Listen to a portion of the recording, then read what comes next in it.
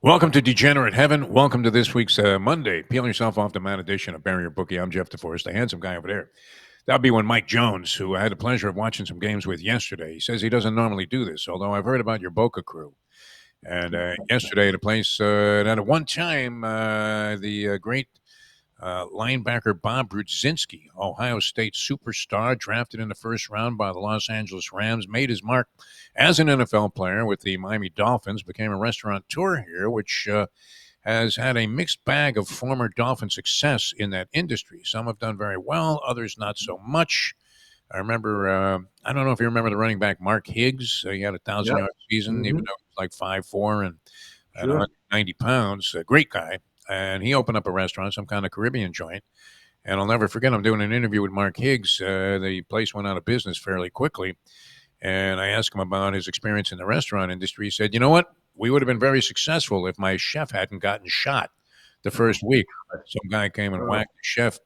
So that was unfortunate. Brudzinski had a lot of success with a place called Brew's Room. We were there yesterday. He no longer has an interest in it, but and I didn't realize this phobia about you, Mike Jones. I found this kind of surprising that you don't want to be in the presence of a crowd where people are wearing team jerseys and Well, cheering individually for their teams. no, that it's the jersey representation. I feel the jerseys are for the players, the T-shirts, the team representations for the fans. I just feel like I just never been one to support a jersey wearing crusade. I don't understand it, but I guess that's what the NFL wants you to wear that jersey. I just have never been one to follow that trend. And by the way, I have my Giants coach's shirt on right now. So I Oh, still wear nice. my NY and pride. As an employee, we always had coaches shirts around, and the equipment people and training people dress very similar to coaches on the sidelines. That's what I would think. The logo, the neat look, the golf attire, that kind of thing. But I'm a minority, and I know it. It doesn't make me uncomfortable. I just watch, like, what are you wearing a jersey with your name on the back of a number 12 Giant jersey, and I'm like, this guy's rooting for the punter, or is it an old 12? I'm trying to figure out who he's got, or is it his favorite number with a Giant jersey, like he represents a team? So it's just weird. At least I feel it. But again, I'm in the complete minority. I see it, and it was like that a little bit in Vegas when you're out there, and now coming back here, without not dealing with I thought we'd have a good year, so I wouldn't have to deal with YouTube and all the packages and stuff like that. So it's just getting monotonous. But I enjoyed the company yesterday, and we saw some interesting games. We saw Pretty well, Pittsburgh show up, very surprisingly so. Defense played great. My boy Daniel Jones turned into the New York Giants Daniel Jones with 6 turnovers yesterday. That was the more familiar Jones that I've been seeing throughout. This new guy, I don't know who this is. And then the other surprise obviously was Carolina running the ball against Green Bay. They wanted Green Bay defense, and we were talking about that Circus Survivor pool. That 245 people, I think, around that number, went down yesterday off the Packers, which is very short. The big game yesterday was the Rams. Over 1,300 players had the Rams, so that was the big play yesterday on the Circus Survivor, which really was never in doubt. And then we Yeah, if had you're comfortable, yeah. I mean, if you had saved Detroit for this week and they go against Minnesota in the return of J.J. McCarthy, that was one of the bigger surprises. only 15 people had Detroit. Very interesting. So Wow. Okay, because you yeah, would have figured maybe they would have used them already. Because my theory in survivor pools was don't worry about next week. It's survive and move on. And yeah, so I worry about running out of teams. Look, a lot of people don't make it to week 9, so I just try to pick yeah. the winner every week. And if you can't do it, which obviously a lot of people knocked out, with the majority of people long gone by now. But those would have been 2 games. Yeah, the Packers losing to Carolina. How was Carolina 5-4? And our hometown Miami Dolphins are sitting there at 2-7. That it's kind of remarkable, and we'll see. To me, I don't know that coaching is as much X's and O's as it is getting in the mindset of your players. I'm gonna go on a limb and say if I owned a team right now, I would make sure my head coach was not calling plays on either side of the ball. I would make sure that he is, and usually they hire these guys as play callers, so they're play callers, OCs that come in or DCs that come in and want to call a certain part of the game just to have control over it. But I think it's really making sure the mindset of your player now more than ever. And I'm going to go off on a limb here and talk about a game last night that I saw that I was flipping back and forth with the Miami Heat and the Seattle Washington game. And as I'm looking at it, I'm saying, what's this all this down? But he's on a knee. And then I hear that Jaden Daniels dislocated his elbow and probably is going to miss the year in a 38-7 game. And of course, the bottom line, ESPN says there was a 0% chance that he was going to come back and win the game, and yet he's still out there running an RPO on the goal line where there's a lot of contact. And sure enough, he dislocates an elbow. And I think what you're saying, what you're going to see here now in the future of gambling is, I think you're going to see more of this. Teams down, even though Denver came back with a crazy comeback. But if you're gauging your team, I think you're going to see for betting futures, live betting, and betting like in game and betting totals and stuff. Very interesting to watch what happens moving forward. That are you going to put your main players at risk in a game down 2 scores or 3 scores in the fourth quarter?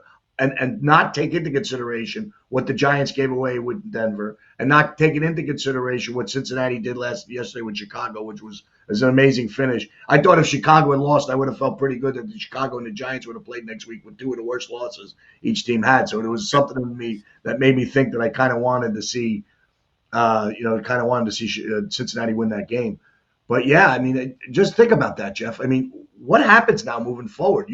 You're going to think about what Washington went through last night with their quarterback in a 38-7 game with 7 minutes to go in a game and got him out for the year. Their number one player, the guy who played, was carrying the ball, taking shots, running the football last night because nobody could get open. Seattle's defense played a phenomenal game. Just something to keep an eye on moving forward. It's always been a debate. And there were a couple of schools of thought on that. And I don't know that you want to leave your starters. And I mean, Doc Rivers famously left Joel Embiid in a ball game that was hopelessly lost. And then he ends up getting hurt and misses the rest of the playoffs. And, of course, the rest of that series. And it cost Philadelphia any chance they had. And people started pointing at the Doc Rivers factor, saying that this is a guy that is an impediment to any chance you have. As good of a guy as he seems to be of winning any kind of a championship. But we'll see if he can do any good with the Milwaukee Bucks, which already has been suspect. But in this case, I was watching Dan Quinn and his halftime interview as he was trotting off the field. They're hopelessly down in a ball game. And I've always been a believer, and you were around the NFL, that and this gets back into the whole thing about people crying about running up the score. And I always felt this way, and instead of whining about the other team is putting one on you and they're playing even their starters or whatever and still throwing the ball, do something about it. Exactly. Have a little bit of pride in what you're doing. Now, we saw a lot of quit in that Miami Dolphins team in that Thursday night game. And that made you think that, okay, as you were talking about coaching more at the head coaching position about motivation, mental approach. The mental approach there was resignation, I thought. And I don't like to see that. So Quinn seemed to express, hey, we got to do this, we got to do that. And maybe try, and even if they lose the game, the lead might have been insurmountable, but try to mount some kind of a comeback and have a little bit of dignity about it. So I'm sort of in favor of that. And yet at the same time, you're in a game that appears to be hopelessly lost on the scoreboard. Do you want your starters out there taking the risk of having something bad happen? I don't know that I felt that badly about Jaden Daniels being in the game at that point, because I thought they were at least trying to establish that, hey, let's try and come back on these guys in the second half and somehow gather enough momentum and have enough pride in what we're doing to make it close if we can't win the game outright. And like you said, I mean, look what happened with Joe Flacco in that game. They ended up losing with an abysmal defensive play, but I mean, look, they're 2 touchdowns down with a few minutes to go in a ball game, and they come back and they get in a winning position. So I'm all for the idea of making an effort in those spots. 2 points. Number one, I agree with you. You never want to do that. I'm just saying, moving forward, do teams think about this more now that Jaden Daniels, a star player in the league, got hurt? A guy who was basically playing on top of the Washington franchise. And some of the comments made this morning from people that reside in D.C. were an ex-football player was basically saying how the whole city had turned, and now they're going to sit there and think back to like what happens next. Like, that's the whole thing. You had made the championship game, everything's good, looking forward. Here comes the Super Bowl. We've turned the page, and now that happens. And then for the Dolphins, yeah, I agree, but to me, it's like you get paid to do a job. But there is that thing we talked about yesterday that there's a 100% chance you're going to get hurt. You got to make these decisions based on what happens if the game is out of hand. I mean, I showed our friends a play yesterday where a giant defensive back just stood in front of a running back who ran him right over and Yeah. didn't try to forcefully make contact and get a hit. And he's been doing this in the running game and in some passing plays all year, and he's a number one draft pick. And it's like, if you don't want to play, figure it out. But you're getting paid real money to go out there, and it's obvious because it's on film. I've never seen this before. I go back and watch old football. There's 11 guys flying around the field and not reckless about their body. But if you think you're going out there going to get hurt, you're going to get hurt. And I just think that the head coach has got to find a way. And I'm talking, from a biased standpoint, I'm talking about Brian Dable in this case, that it looked like the Giants quick. We get it down to 10. San Francisco goes on a 60-yard, 6-play drive and breaks plays all over like we don't even exist. It's like you need to stop here to stay in the game with 5-6 minutes to go. You're down 10. You just saw it happen to you a couple weeks ago, and they just run right over you. And it's like, what constitutes all this? So that's all I'm saying is that sometimes the head coach has got to look in the mirror too and say, what do I have to say? Do we have to coddle the brain and not go after your players for not playing, or do we just keep the face and try to make peace and just go through the motions, and then you get your guaranteed money, as you always say. The great job of America is a fired college football coach or a fired coach of any Hugh sort. Freeze the latest capitalize on that. Hugh Freeze from Auburn gets canned. Yeah, 15.4 million a pittance compared to some of these other guys. And what's interesting is it's the same guys being mentioned. They got these enormous buyouts to replace him. Jimbo Fisher, James Franklin, their names have popped up in related stories I've seen to that particular coaching position. But an amazing amount of money being doled out in that regard. We're kind of at an equinox. We lose baseball, tremendous World Series.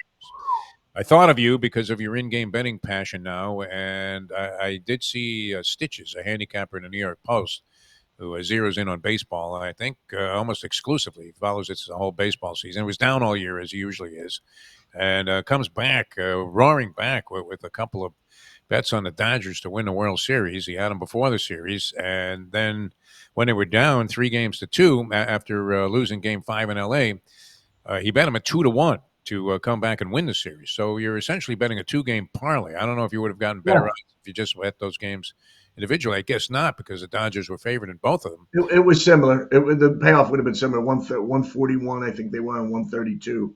So that payoff would have been close to 200. So it was actually the right bet that they put out there.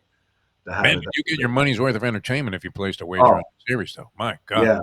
Yeah. That was as I was telling what a buddy of mine was saying. A good way to put it through was a prominent baseball coach, and I said it's the most exciting bad baseball I've ever seen ever. Like it was, you were riveted to that extra inning game. I mean, Rojas hitting a home run in the ninth inning unexpectedly, and you watch his last at bat where he barely makes contact on a slow dribbler in the sixth. You're like, what? What? This guy can't do anything. But yet Roberts made the move of putting him in just because he was his guy and experience. And then he makes the unbelievable play at home plate where he's falling backwards and gets the force play at home by inches. And then the Will Smith hitting the home run. I mean, it's just amazing. Two bad location pitches out of a whole series, and Toronto goes home. And I love the emotion of Guerrero in the dugout with tears running down his eyes, and the Dodgers and Dave Robb, just how lucky the Dodgers were making the moves, and they got lucky with. And Yamamoto's pitching 3 games, coming off. He pitches 96 pitches in Game 6, lights out. We get a win, and then sure enough, comes out in Game 7 and gets the win in the end. Just amazing. I thought it was great. I thought it was good for the game. Just shocking, watching Barger get picked off second base in the ninth inning of Game 6. Like, what is he thinking going halfway to third? He's not going to score anyway on that blue ball anyway. But they get the tie if he doesn't get picked off. You got to leave it. It's just, and then he explains it, that there's so much adrenaline at these moments with these players today, and their bodies react, and it's different than it was years ago where we would always sit there and strategize the game. And there, a lot more emotion, a lot more, dancing in the home runs, the pitchfork with the Devil's Fork with Seattle, the helmets with Mike Trout. Like, it's just different, when you walk around and how the defensive players in football run to the end zone. Hey, you're beating beat 24-0, but we just got to pick. and we're going to run to the end zone and make a celebration because we defensive players don't get it. So it's a lot of different things, a little emotion, a little branding, and all that takes away a little bit of the game. But what excitement! That was baseball was fantastic down the stretch.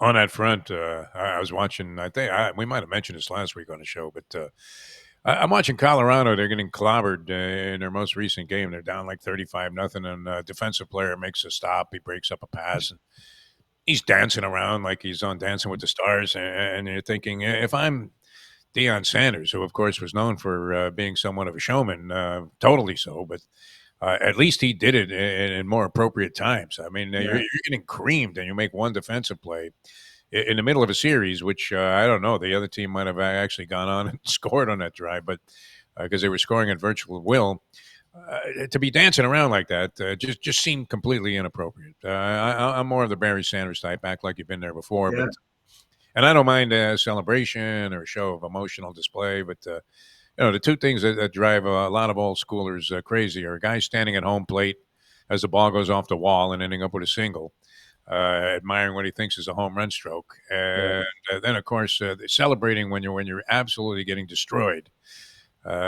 Just stick your head back in the game there and try and do something about the deficit instead of going crazy trying to point a finger at yourself, self-aggrandizing gesture, and you're getting killed. You're getting embarrassed. I don't know how you could be celebrating in that spot. All right, we have a beautiful thing though. We lose baseball for the immediate future and the next several months, but we do have college basketball. I was amazed, Mike. I opened up my little odds page here in the New York Post, which I begin with on the throne every morning, and a huge slate of college basketball tonight. I guess to open up the season, the first official games taking place, and you have a zillion teams in action. Are people mandated to play on this Monday night? Because I'm looking at odds on about 40 different games here. St. John's 26 and a half over Quinnipiac, I see. Mercer in Tennessee. Tennessee laying 28 to Mercer. Trying to think of as I scroll down here. Yeah, there's enough games. Florida and Arizona. That should be a nice game, right? Yes, yeah, you got tournament Arizona, going on out Florida in laying Vegas. 3.5 to Arizona. That's being played at the T-Mobile Arena In Vegas, in yeah, Vegas, right? And then is there a doubleheader in that game? I guess there's probably will yeah. be. You got BYU, I think, in action later on as an 8.5 point favorite over Villanova, the formerly That's formidable. an interesting line. So you just think maybe there's a recruiting thing, but BYU had played very well last year, had some 3-point shooters, and get after it. Yeah, BYU's 8.5, probably a little bit more of a local flavor adding to that line. That'll be interesting. We'll keep an eye on that. We won't take any play just to see the team, but we'll tune in tonight, watch a little bit about what's going on, and see who's there, and we'll come back to you in a couple of weeks with the college. The hockey's been interesting. If I can make a couple of comments about the Sure. ice so far. So the Panthers struggle a little bit on the road. Our Florida Panthers around 500 now, missing two of their best players. Barkov might come back for the playoffs after hurting a knee in practice, and then Tkachuk, who's been out a little bit, after what happened. But some of the lesser teams that we're seeing are playing a little better hockey. The Blackhawks have been pretty good as a dog. And then the Ducks and Sharks out west were pretty good. The Sharks losing overtime last night. Ducks getting a win over a really good Devils team. So you have a little bit. And tonight you got the Kraken and the Blackhawks, and the Kraken are laying 150. I kind of like the Blackhawks in this game. The Oilers have been a little struggle going out on the road to play the Blues. So you have some hockey that we're going to dip into now. If we're going to continue, it's going to be what we'll attack a little bit. Penguins playing much better hockey than expected on the road tonight in Toronto. So you got a couple good games. I would lean a little bit toward the Blackhawks tonight as one play at 10 o'clock out west. I like that you don't overlook anything, Mike Jones. This is great.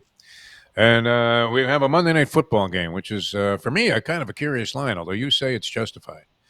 That Arizona on the road against the high-scoring Dallas Cowboys are only getting 3 points with Jacoby Brissett scheduled to start at quarterback for Kyler Murray again, although there was some suggestion, some hint, some theory out there that Murray might be available in this game. I don't know exactly available to do what, but Brissett's going to be the starter. He's actually acquitted himself pretty well in his starts. Arizona's been in a lot of tight ball games this year, even Right. though they're losing record. The Cowboys are under 500 also, do have that one tie against your New York Giants in what was a bizarre display of NFL football. But they do score. Dak's having a good season. 3 points, is that enough to convince you that Arizona is worth a shot, or should you not be getting? I'm thinking you should be getting 5.5 or 6. No, Well, you got 2.5 on. I got 2.5 on Dallas earlier in the week when we did the show. okay. Up to 3 because of Brissett, and that's an interesting number that it didn't go even higher. So I guess they do have a lot of respect for Jacoby Brissett. He's been very competitive in games, held on, almost pulled off an upset against Green Bay a couple of weeks ago. Yeah, I mean, who is Dallas to be laying more big points to anybody after watching them against Denver? So I think the line's appropriate. I think Arizona's been competitive in these games and these losses against teams that are better than them. So I think it's a pretty even game. We'll see what happens. Marvin Harrison should go off tonight. Arizona's defense has been somewhat respectable. Don't have problems in the secondary, but whoever Trition, a lot of points probably scored over 53.5, probably be a play. I think the Cowboys are averaging over 65 points at home. I think they 77 against the Giants, 80 against Green Bay, and I think 63 or 65 against the Commanders. So you got to look at this game and think maybe that's going over, and Dallas high-powered offense will get some things done. All right. So a selection here for Mike Jones. You're going Cowboys in this Yeah, one? I'm on the Cowboys, and another selection. If you're going to do it, bet over. Maybe bet the Cowboys team total over. You got to think, you're going to be getting 28, right? 28 points. They've been putting over 30 in these games. Why not? Why not till you lose it? Just keep playing it. And then, probably the big story in college football would be as we talked about yesterday.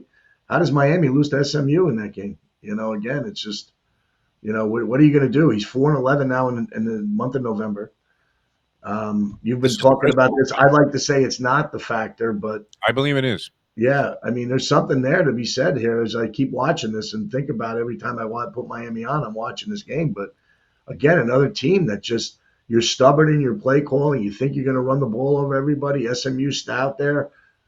You casually run down the ball, running 2, 3, 4 yards, and then you put the ball in Beck's hands on third down. He throws a pick at a crucial time, trying to force the ball into Malachi. And it's one of these things. You watch this team with all the talent, and now they're 2-2 in conference, and probably on the outside looking in after they're ranked number Amazing how 2. overvalued the Hurricanes became. Everybody's waiting for them to come back. There's a song that was recorded by many people. The version that I remember being played quite a bit when I was out in L.A. on KKGO, the outstanding jazz station that they had at the time, was Trying to Get That Feeling Again by Roberta Flack. And everybody thinks that the Hurricanes are going to get this feeling back that they had through the mid to late 80s and through the 90s into the early 2000s. It's not happening again. It just isn't. And now with this guy, this was a startling number if you're talking about gambling angles. Mario Cristobal now 6 losses as a Hurricane head football coach in a short period of time in games where his team was favored by double digits. Now, is that all on coaching? The horses don't know their odds as they're racing by the scoreboard there. It's not like Secretariat stopped and said, whoa, I'm 1-9. I should win this thing. And the players that you have out there on the field, I mean, if they're favored by 11.5, you're assuming that there is a correlation to the idea that most people believe they have better personnel. So you're looking at a coach that in 6 different instances, 6 different occasions, he's lost while seemingly having an overwhelming favorable lineup of talent. Yeah. At least in public opinion. Now, if you have 1 loss like that or 2, I doubt that Nick Saban lost. He was probably favored by double digits in virtually, most of his games. But I can't imagine that he sustained that many outright losses when favored. They really need to take a serious look at this guy as a game day coach and a guy that can prepare a team, because that was embarrassing. And Yeah. losing to SMU. I mean, look how quickly things change. People probably grabbed up a bunch of action on Carson Beck to win the Heisman when he was 3-1, and that really is up in smoke. He's not even mentioned anymore. He probably won't even No. sniff New York City, and rightfully so for his performance, which has been subpar.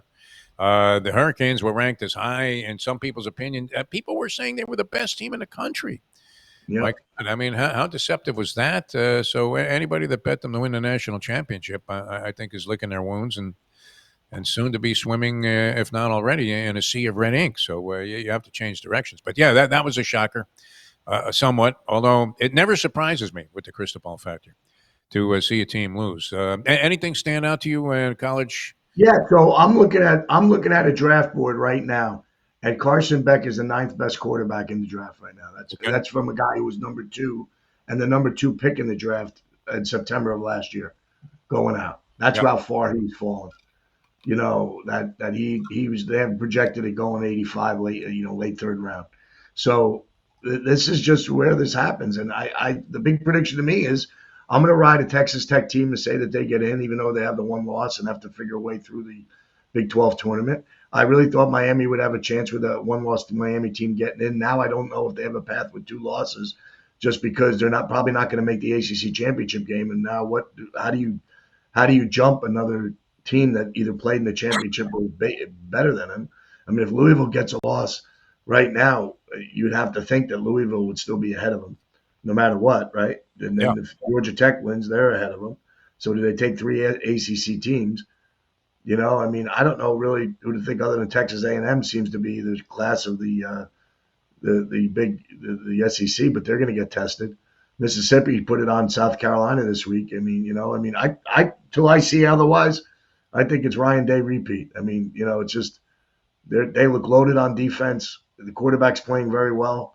They have the best receiver, probably, arguably, you could say that we've seen in the last 3-4 decades. They're loaded, and until I see them get knocked off, they would be the front runner. And I think if you get plus money on them now, as crazy as that is to say, a plus money bet on Ohio State if you can find it, well, might not be a bad way to go. All right, good spot tonight. Look at this, all of this action. You got a Monday night football game, 4 games on the board in hockey, 2 of which Mike Jones has an opinion on. You have a relatively decent-sized slate of NBA action, and the Heat, who lost to the Lakers last night, on the road against the Clippers. So back-to-back road games in Los Angeles. Keep And an then, eye on the Lakers. I was really impressed. Lakers have a little more depth on their roster than normal. Luka's in great shape, and yeah, they're getting off to this great start without LeBron, and they never looked back against the Heat last night. Heat missed some open shots and missed some threes, and not that the Heat have a great roster. They're probably a 500 team, but still very impressive. The Lakers start last night with they're getting out to a 5-2 record now, and then they get a win last night over Miami. A very impressive win. yeah. OKC opens up undefeated in defense of their championship. So interesting stuff starting to develop in the early stages of the NBA season. And then this giant slate of college basketball tonight, Mike Jones. Degenerate euphoria. That's what it's all about. All right, you have a good one. We'll talk to you again on Thursday. It was great seeing you yesterday. Sorry about your Giants. I've never seen a guy more emotionally involved in a ball game than Mike Jones. If you Yeah, get it's a long time, a little bit long, too much frustration. Let's put it that way. you should have people just pay. I mean, it would be worth paying a couple of $100 to watch Mike Jones, watch a game with Mike Jones, a Giants game, because he's fully invested. I can assure you, it was amazing. All right, have a good one, Mike. Always a pleasure, my friend. People out there, good luck with all your wagers. We're diving into college basketball. Professor will be all over that on Friday, along with college football plays, where the plot is thickening. And unfortunately, a lot of things that we believe to be true are coming true when it comes to the ineptitude of one. It's sad to say, too, because he was a good guy. I enjoyed covering him. I covered the Canes when he was a player there. But as a head coach, the crystal ball factor cannot be ignored as a huge degenerate part of your equations. All right, Mike, always a pleasure. For Mike Jones, I'm Jeff DeForest. Thanks for tuning in. We'll catch you tomorrow, the next edition of Bury Your Bookie.